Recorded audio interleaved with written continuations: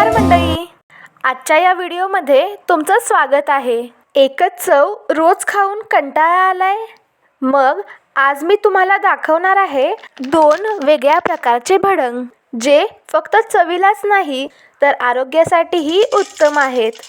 ज्वारीचे चिरमुरे आणि नाचणीचे चिरमुरे।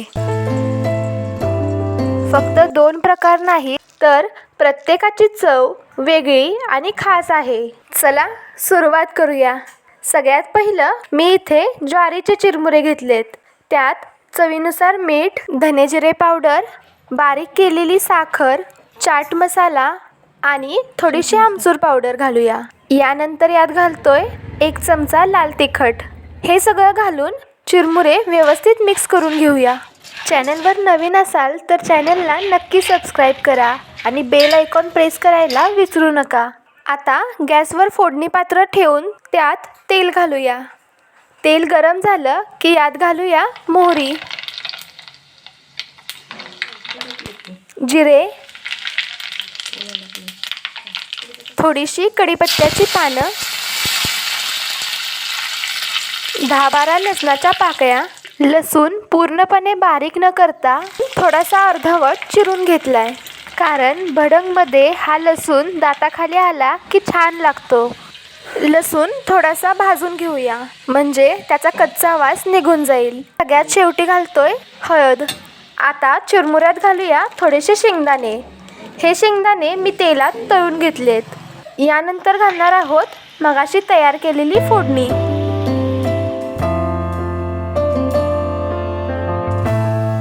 फोडणी घालून सगळं व्यवस्थित मिक्स करा। आता तुम्ही म्हणाल, हे ज्वारीचे चिरमुरे कुठे मिळतात? तर तुमच्या जवळच्या कुठल्याही डीमार्टमध्ये हे चिरमुरे सहज मिळतील। तुम्ही भडंग तर खूप वेळा खाल्लं असेल, पण कधी ज्वारीचं भडंग खाल्लंय का?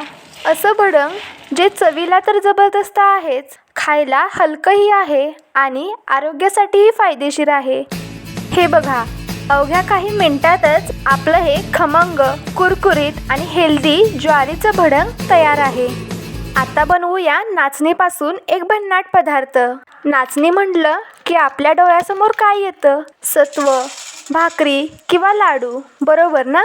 पण आज मी तुम्हाला नाचणीचा असा एक पदार्थ दाखवणार आहे जो पाहून तुम्ही म्हणाल, अरे, नाचणीपासून असाही स्नॅक्स बनतो? चला सुरू करूया। तुम्हाला वाटेल, आपण ज्वारीसारखंच हे नाचणीचं पण भडंगच करतोय का? बरोबर आहे, पण हे पूर्ण बरोबर नाही, कारण यापासून आपण अजून एक पदार्थ बनवू शकतो। तर चला बघूया यापासून काय बनवता येईल। सगळ्यात पहिलं चिरमुऱ्यात तळलेले शेंगदाणे घातलेत। त्यानंतर चवीनुसार मीठ, थोडीशी धने जिरे पावडर, चाट मसाला, आमचूर पावडर आणि बारीक केलेली साखर घातली। त्यानंतर गॅसवर फोडणी पात्र ठेवून त्यात थोडंसं तेल घालूया।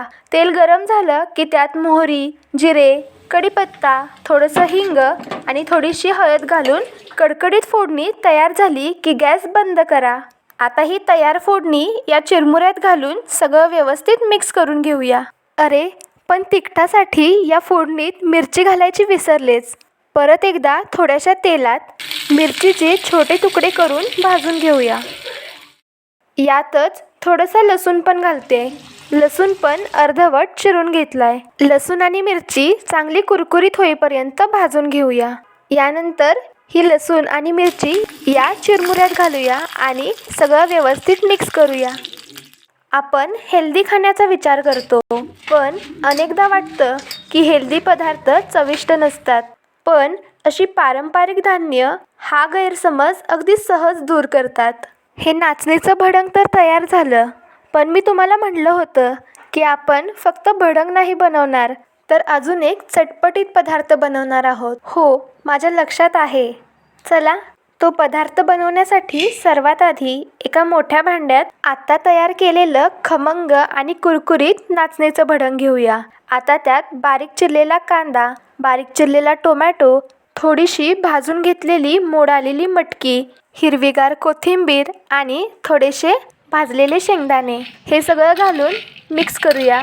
आणि सगळ्यात शेवटी यावर घालतोय थोडीशी शेव घालून एकदा व्यवस्थित मिक्स करूया। आणि आपला हा झटपट चमचमीत पदार्थ तयार आहे. हा पदार्थ पौष्टिक तर आहेच, पण त्याचबरोबर थोडासा चटपटीत पण आहे. आता हा तयार झालेला चटपटीत पदार्थ एका कागदाच्या कोनमध्ये भरून सर्व करूया. हा कागदाचा कोन पाहिल्यावर तुम्हालाही गाडीवर मिळणाऱ्या त्या खमंग भेळीची आठवण झाली असेल ना? हातात कागदाचा कोन, समोर मित्रमंडळी, गप्पा आणि प्रत्येक घासात तीच जुनी चव. फरक इतकाच, आज तीच मजा आपण घरच्या घरी अधिक पौष्टिक आणि स्वच्छ पद्धतीने अनुभवतोय. पुन्हा भेटूया एका भन्नाट रेसिपीसोबत. राम कृष्ण हरी.